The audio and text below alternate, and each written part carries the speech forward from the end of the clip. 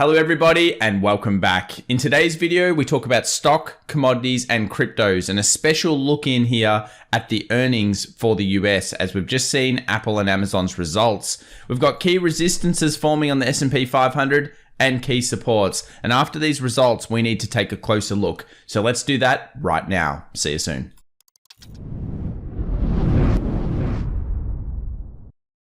So welcome back everybody to our daily show here for the markets close 28th of April 2022. And as we mentioned, we've now seen Amazon and Apple's results and they were less than lackluster, I guess. They weren't that great.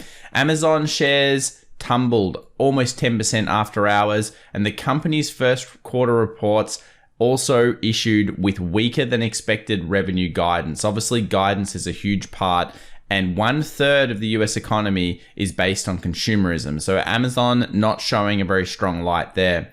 Apple also didn't do so well. They had a massive lift in terms of the stock trade for the day.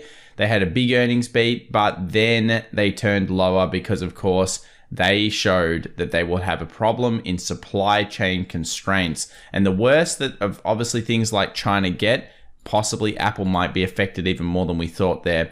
Robinhood, one of the hyper stocks, fell more than 8% after hours. Intel fell about 4%. And if we scroll through, an interesting thing has been occurring. Stocks that have been sold off a lot, that is hyper stocks, PayPal, Roku here, Pins, a few others. When they've been reporting, they've generally been jumping. So that's something to be looking at as a trader, because if we have really sold off stocks starting to report positively, well, or at least even negatively, but still going up, it shows that maybe the markets have gone max pain on some of those sectors. Something to be looking at here through the reporting season in these hyper stocks. Let's move over to the Fear Greed Index. It improved from 28.29 to 38, showing that there was a bit of risk on being taken, and we can see that certainly in the charts. And when you look at it on the surface, it looked like the day was great. Apple, Microsoft, Google, Amazon, they were all up very heavily. Semiconductors also flying. But of course, the mood soured straight after those earnings results and fell straight back down. We'll talk about that soon. Here's the day of trade. Some negativity in the morning in the hour of power between retail traders, and then a huge rally with a small sell-off into the day. In general, I would say Wall Street were in full control of this market and they were trying to take risk on, which is interesting when we consider the key levels that we're at in terms of the support resistance of the S&P 500 and Nasdaq. Sector-wise, semiconductors were number one. Technology did incredibly well. And we also had some of our other favorites at the moment, jets and things, recovering fairly nicely throughout the session. The ones that were down were usually the more defensive. So this was a clear risk-on day coming into those events. We do also want to talk about corrections and talk about whether this is an average correction or not. Many of you haven't gone through corrections before other than the 2021 or maybe the 2018 one. Around that kind of 14 to 15% is an average correction. So this is from the S&P 500, not the Nasdaq. Obviously, this is an attack on growth due to inflation, but just keep that in mind that at this stage, we're still in what you would call an average pullback. Speaking of average pullbacks, have we pulled back enough in terms of forward PE ratio? That's a question that a lot of people are asking themselves. We see here that the US has been a lot cheaper in the past and obviously a lot more expensive during the dot-com boom and recently. Is this a healthier level to be back on? Yes. Is it cheap? Not really. I mean, remember, these were forward PEs that were hit before the pandemic and before the fall off that happened 17 into 18 into 19. You can see here the forward PEs got dropped pretty heavily. A really good level for the US would be somewhere around that 16. We're not there at this stage. We're still a little bit higher. So if the US market falls through and it keeps coming down, when we hit something like a 16 or 15 forward PE ratio, that can be the time to swoop if you're a greedy trader that obviously likes to buy that fear. Speaking of that, we have the Schiller PE ratio here. You can again see the market's coming down to a little bit fairer price. At least it's better than where it was only a few months ago. So a bad start to April, but a bad start to any month generally leads into bullishness at the end of the sessions. And that is what we saw manifest there on the Thursday trade. Friday could also be fairly positive. We'll have to find out whether the market goes positive or not. But in general, the stats were, if we were coming in really bad, the last 3 days were 91.7% positive.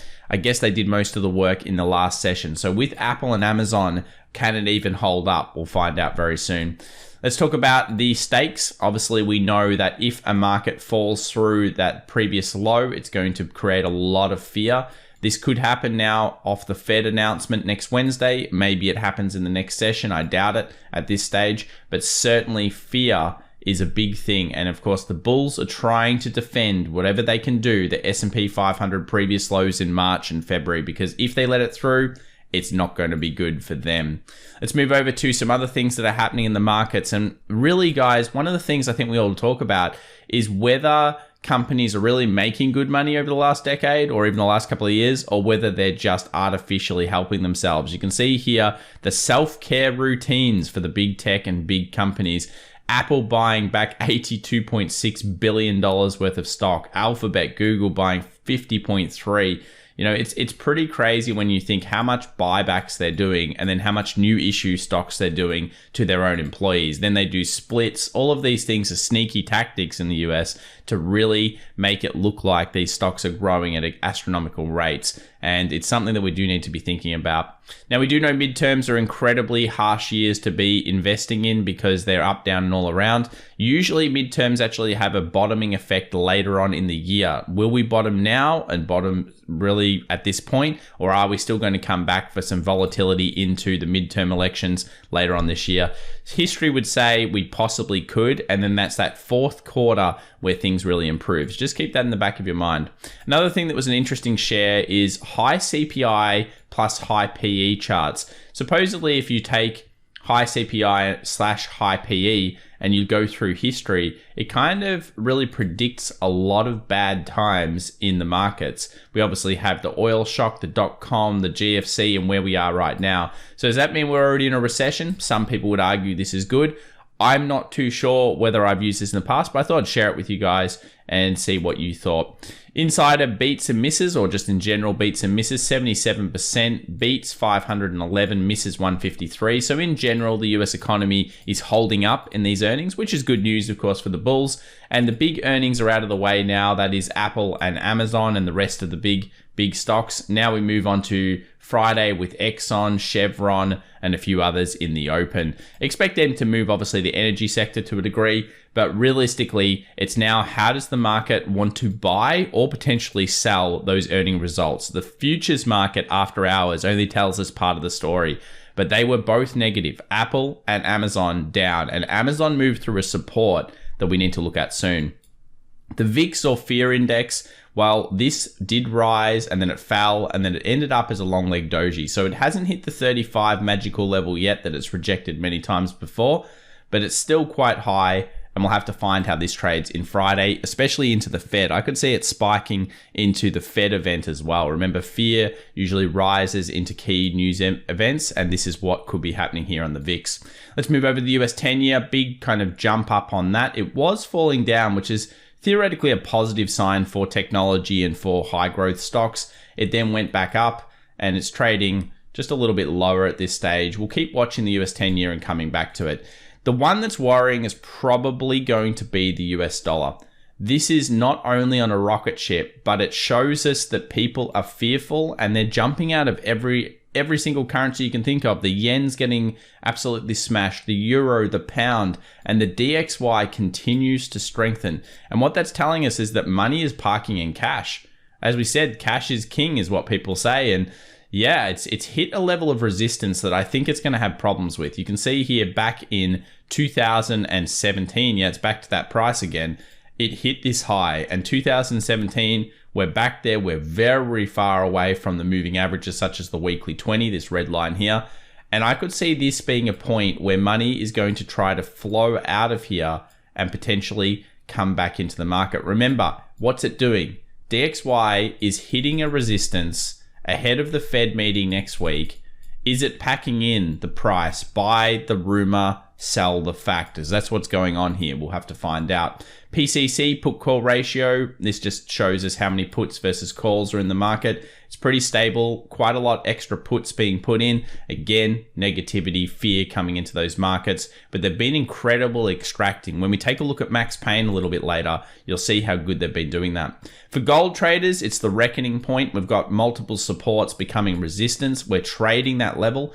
For shorters, they're looking at trying to short gold here. For people that are feeling bullish, they're hoping that we can get through, break a 1910, and then resume the uptrend. And this was just all a bad kind of dream that was more Max Payne related. This is a point of resistance. We'll have to find out whether they want to turn it around and actually short it though. If it goes bullish, could be a good sign for gold traders, creating a Max Payne scenario there. Oil, this is an interesting one. Some people are saying bullish. I still think we've got a downward curve here between a series of lower highs from the previous high. We are almost at that resistance. Plus, you've got to remember we're at horizontal resistance, being the zone of around 105. So I think oil still looks weak on charts, and be careful here in this one. A lot of people still have a lot of latent demand for oil. We don't know the inflation numbers. Remember, it's correlated a lot with inflation. We know it's bad, but has oil already packed it in and blown off? This is something that we need to consider. So oil still looks a little bit negative on charts, at least to my eye. Let's move over to Amazon. As we mentioned, Amazon in the post went really low. If you think about it, it was down at 2623, I think. So that goes underneath the previous supports. It rallied a lot, but as we mentioned, it fell around 9 to 10% at one point. So that brings us back down underneath here. Now, if it opens at, let's say, 26, what's going to happen if the market rallies? Do we see bears selling Amazon at 2730? That could be a good day trade for people to be looking at. Again, support, goes down, rallies. Are there going to be shorters around here? Do you see the signs in your system that show you the shorters are there? Something to be watching. Apple is similar. It actually ended up, instead of holding the lows, it actually rallied to the previous support, which became resistance before the earnings, and then of course it fell afterwards. Apple will be trapped in a zone between 155 and that 164 area. So I think in post-market action, we're going to see a bit of, futures trade, and then after that, we're going to have in the next session, whether it wants to go bullish even with a bad result. Remember, they did technically beat, they just show bad issues in the future due to the problems going on with their supply chain. So yeah, we've still got a trap here on Apple. We've got a pretty wide range, and we look for the break either way. But I think where it gets even better is when we start looking at the market indices just a little bit later. Tesla broke through the key support of 880. It broke underneath, didn't quite get to the 800 that we'd hoped it goes to straight away. It went to 820 instead, rallied, closed, where support becomes resistance, and then of course fell a little bit after hours as well. So Tesla, that's one that's there. If you're thinking like 3D chess kind of ways, you could see that maybe it would consolidate between the 920 in the future, find resistance there and do this, possibly creating an inverse head and shoulders, a scenario we'll be looking at, but it does close, support becomes resistance into the next session. So we could even see it further sell off. This is a mixture of a few things. It's a mixture of the fact that Tesla was disconnected from the market, it's playing catch up on the short side, and of course Elon Musk's purchase of Twitter. How's he going to fund that correctly? And whether he's taking his eye off the company. People are losing a little bit of faith there. It's all of those mixture of things coming together. Obviously, there's positives and negatives always in these markets. Facebook's taken our interest at the moment. It managed to do a Max Payne where it got through a trend line that was formed all the way back when it launched in 2013. The trend line goes from down here. And it managed to go underneath that. And then thanks to the earnings rally through, it closes near the high. And I think momentum, if they continue to go risk on in markets, could really be there for something like Facebook here. I mean, Facebook's heavily oversold. It came back down to that 192 area after the earnings. So it had that fade that we were talking about, that ripped up, and then it closed near the highs. So a breakthrough and above. I think some traders are going to be looking for the momentum here, where we go through this series of lower highs here. We basically breach it, and at the same time, we're breaching that nice momentum slingshot that continues up. Will we hit a 230 on Facebook? I think that comes down to the market, but certainly a very, very key zone for for us to be watching. IWM, another one that really came close to giving us a really great signal short. It didn't quite do it. Big rally here, nice bullish hammer on the daily close. Again, one that you might be watching for the next session. If you get a rally through this, what's that? Follow through momentum.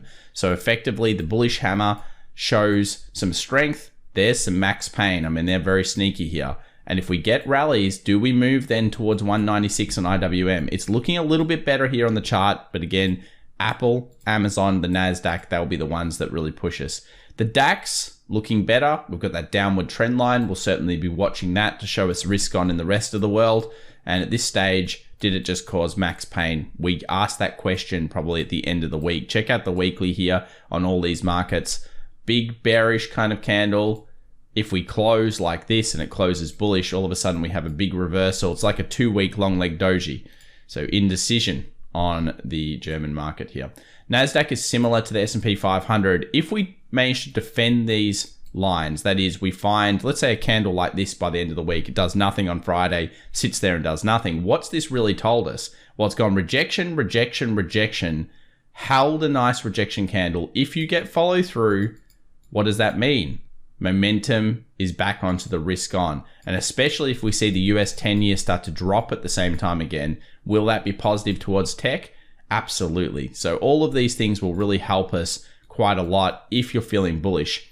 If the bears come out, completely reverse this and push it underneath, well, you know what's going to happen. Further selling of risk. There's still a big threat both ways here, but the good news is we do have some levels that we can start to look at. So here's the futures market, and you'll notice that we've got a bit of resistance around 13.6, and this will make sense because when we bring up the S&P 500 soon, they're very key levels. Resistance, resistance. We've got a little bit of a trend line here on the futures market, and you can see what happened after hours. It just went bang, straight back down because of Apple and Amazon. All that risk on, a lot of it got taken off, and we ended up to the next zone. So what if we break underneath this upward higher series of lows? Does that then cause us to basically start to sell off? It's something that I think people will be looking at in the Friday session. If we breach through 13.6, does that mean that we're bullish and we have risk on? I think a lot of traders will look at it that way and say, well, we've just found that support again. We tested it. Now we're ready to go long again into the Fed. Maybe it's a buy the fact. Remember, we already know the Fed's going to raise rates. Unless they raise them like 75 basis points, I'm not sure if the market will be that scared. S&P 500, same thing, 4,300, a close above that. Will that solidify the bottom for us in this market? Currently trading around 42.50 in the futures. It's, pretty interesting level. Obviously found the support. We know what was at stake at 41.50. We called it out here on the channel. We know it's a super important zone. And again, it's defending that zone. What happens if we get follow through from these candles is we get that momentum shift. And as of next Wednesday, we're going to know what the Fed's done. So really past that point, yes, unfortunately, we've got non-farm payrolls, the jobs report on Friday. But as of next week, we really should have an idea of what this market wants to do. And sometimes this is frustrating time because it's like news on top of news on top of news. It really sucks. But if you do follow on the channel, we'll obviously be covering that as much as we can. Closure below this zone is very deadly for the market. 41.50, if it just sold off heavily on Friday, risk off, etc., that would be incredibly negative. And as we know, next step 4,000, step underneath that, potentially 3,800. So yeah, we have a 4,300 zone here as a bit of a resistance, certainly a key zone for people to be watching. Let's talk about max pain. So this is where the market's been really sneaky. It's managing to do it. It's managing to pull the max pain back to the level that it wants to. That is the perfect level for Wall Street to close options as of the Friday expiry for the most amount of money. 430 was that level, and they seem to have been able to do that. Have a look here at the amount of calls that have been opened over the last couple of sessions. You can see how they trap people in. Retail got trapped heavy around this level here in terms of huge amounts of buys of calls. And in terms of puts, we're sitting around 420 and 410 and 400. So we've got quite a lot of puts sitting to support the price as well to not break any lower this week. So the perfect close for them is right smack bang around here, 430. They're very close to that. Will they be able to do it? Time will tell. Bitcoin, not really doing much. Bitcoin's just really thinking about the market more than anything else, I'd say. Daily 20 continues to be a bit of resistance here. If you're feeling bullish on Bitcoin, you've almost got to wait for it to get through 42,000 because it's just so random if you're looking at it here on the larger time frames. And part of the reason is because look at the Bitcoin shorts. It broke out again, showing the whales are trying to sell it. That is, they're trying to push that thing down. You go back over to Bitcoin, you can see that if the market goes risk off, that is the stock market, Bitcoin could be all the way back down at 35 like this. You know, it could be very, very quick. So you've got to be careful there in these markets and understand that maybe it's time that you just chill out and wait for the better signal. If you haven't already, come and follow us over here at FX Evolution on Twitter. Thanks very much. We've got over 5,000. Appreciate that, guys. It's really, really helpful. And if we move over to the next week, that is the week of the Fed and the reports and the funds rate, we can see when we go to the Wednesday, 4th of May, we have FOMC statement, funds rate. That's going to be interesting. FOMC press conference, and you can see here that they expect it to be about 1% in terms of the rate hike, 50 basis points. And if we scroll down, we've got the non-farm employment change. So it's another week of huge news coming up. It's another week where we will find out more, but we do have resistances and supports now for the market, which is good news. If you enjoyed today's video, please subscribe, smash that like button, guys. We'll see you in the next one. Bye for now.